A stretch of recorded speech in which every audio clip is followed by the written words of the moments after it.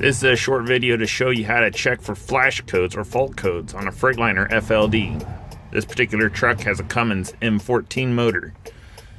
To start, you're going to make sure your check engine check flash switch is up or on position. You'll turn the ignition switch to on and you'll hit start.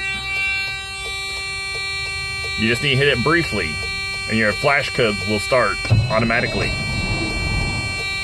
You don't need to start the motor, you just need to crank it. Then your flash codes will start. You just count them. 1, 2, 3, 4. There'll be a brief pause. 1, 2, 3. Another brief pause. 1, 2, 3, 4. So your flash code would be a 434. You can search online to see what the codes mean.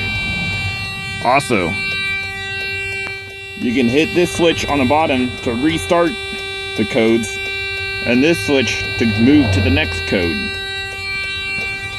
So by hitting the top switch, it will automatically move to the next flash code.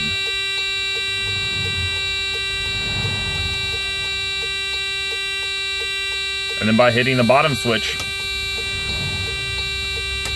it'll start them all over. I hope this video helps.